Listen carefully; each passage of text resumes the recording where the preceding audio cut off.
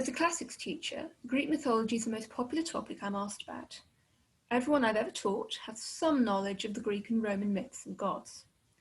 This knowledge seems to come from a variety of sources. Perhaps they've read the myths, perhaps they've been taught about them in primary school, perhaps they've just read Percy Jackson. But just about everybody knows who Zeus is.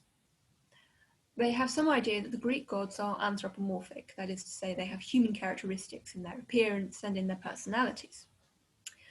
Of course, there's a lot more to it than that, so I was going to explain something of how the Greeks really conceived of their gods, theologically, and what was the Greek view of the divine. So, everybody knows who Zeus is. Most people can also name Apollo, Athena, Poseidon, a few more. They know the 12 Olympian gods. I say the 12. The Greeks didn't always agree on the composition, whether Hestia, goddess of the hearth, or Dionysus, god of wine or theatre, held the 12th seat. Sometime later, someone came up with the idea that Hestia gave up her seat for Dionysus, thus upsetting the gender parity on Olympus, but neatly solving the conundrum. This is how Greek religion differs from most world religions today. There are no sacred texts, there's no Bible, and there's really no equivalent. When Christians have a theological debate, they quote the Bible and patristics and discuss interpretations. But the closest the Greeks come to this are the Homeric epics, the Iliad and the Odyssey, which the Greeks often referred to in discussions about the nature of the gods. The works of the farmer poet Hesiod are often also cited, his works and days, and particularly his Theogony, which means the birth of the gods. These epic poems were more akin to the works of Shakespeare. They still weren't sacred texts. They were simply the oldest evidence the Greeks had for godly character. Greece at this time wasn't a single united country. It was divided into polis, city-states, similar to the Italian states prior to unification. Greek city-states frequently went to war with each other, and just as frequently allied. But they did have a shared sense of Greek identity that was based on shared language and in shared religion, even though specific religious customs differed throughout Greece. Consider, for example, the god Ares. Ares is the god of war, corresponding to the Roman Mars. There's also a goddess of war, Athena, but she's the goddess of wisdom and craft, and therefore battle strategy. She's recognisable on coins and in statues by her helmet and her shield. And she's far, far more popular an object of worship than Ares. She's popular at Athens, of course, as its patron goddess. The Parthenon, the crowning jewel of Athens, is a temple to her. But her cult was popular all over Greece, even though you might think that Ares, as the god of war, might be equally popular because of Greece's near constant warfare. But Ares' association was with the brutal and violent aspects of war, and that was of less interest to the Greeks than Athena's leadership and strategy. Ares represented the danger of unthinking violence. One place in Greece that Ares did have significant cult was Sparta. If you know anything about Sparta, this probably won't surprise you. Spartans were a fundamentally military culture, more so even than the other Greek city-states, and to them Ares represented the ideal soldier. According to Pausanias, an ancient travel writer, in the city of Sparta was kept a statue of the god in chains, supposedly to represent the keeping of martial spirit and victory in Sparta. Sparta also worshipped Athena, the patron goddess of their rival Athens. Since each god had more than one role, they were distinguished by epithets. So at Sparta, we find the ruins of the temple of Athena Chalkioikos, Athena of the Bronze House. Whereas at Athens, she's Athena Parthenos, Athena the Maiden, and Athena Promachos, Athena of the front lines. Similarly, Zeus was worshipped as Zeus Hikesios, when invoked as patron of suppliants and guest friendship, but also Zeus Keraunos, Zeus the Thunderer during storms. And at the Olympics, there was a bull sacrificed to Zeus Apomius, Zeus the fly swatter. A minor role, you might think, but very welcome in the Greek heat. Importantly, these are the same gods. Zeus Hikesios is Zeus Keraunos, is Zeus Apomius. They're just in different aspects because of their varied roles in the daily lives of their worshippers. Libations, drink offerings, and prayers were offered at home to Zeus Herkeos, Zeus of the boundary wall. Religion was built into every aspect of daily life in the city. Prayers and sacrifices were offered before political meetings, and large public festivals served to worship the gods and to display the city's money and power.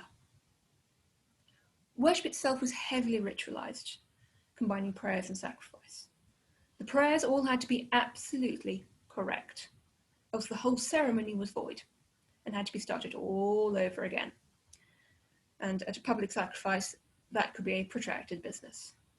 Priesthood wasn't a vocation in the way that we might think of it. It was a public office to which you could be elected in the course of your career. That's another way in which the religious and civil institutions were intertwined. Greek religion is best known for involving animal sacrifice, but they also made these libations I mentioned, drink offerings, usually oil, wine, or milk, and crops like barley could also be burned on altars as part of ritual. But the animal sacrifice is the main reason why altars are found outside temples. From a practical perspective, you want the bloodletting outside, but it also served a ritual purpose, as the thigh bones of the sacrificial victim would be wrapped in fat and burned, so smoke would float up to please the gods. That's for Olympian gods, of course, who live up on Mount Olympus. To sacrifice to chthonic deities who lived under the earth, Hades, for instance, the animal's blood would be poured into a trench in the ground. The animal's meat would then be cooked and eaten by those attending the sacrifice, including the priests. For many Greeks, that would be the only time they would have eaten meat. Again, there was a practical purpose to it as well as a ritual one. All of this was public. You did have religious practices in the home, and they were important, but the majority of religious activity was performed outside, in full view of everybody. Greek religion was state religion. Priests were appointed by the city, and state occasions began with sacrifices. Where we might emphasize the importance of a personal connection with the divine, the Greeks conceived of a quid pro quo relationship. They sacrificed to the gods, so the gods were kind to them.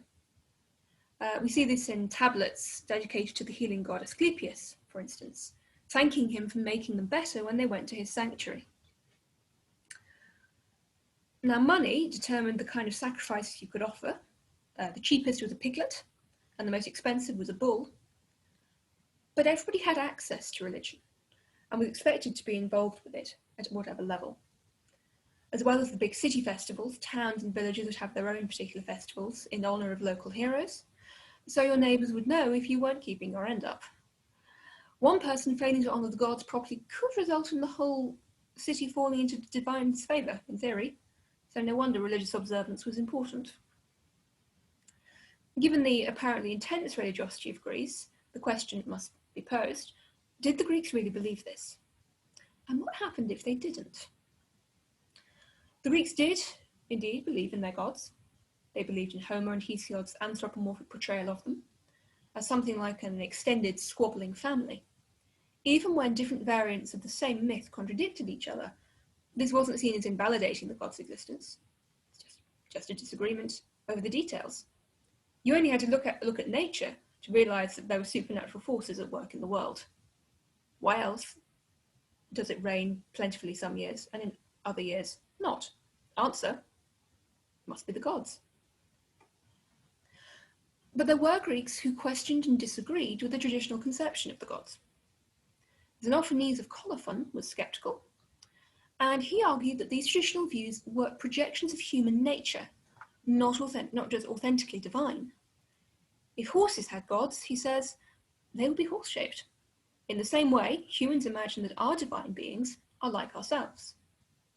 As Xenophanes was not, however, an atheist, he proposed the existence of a supreme divine being, which was beyond morality, was not human in form, and did not intervene in human affairs. Now, proclaiming these sorts of views was sometimes dangerous, since failure to worship the gods of the city could get you prosecuted for impiety or atheism, which was a capital charge.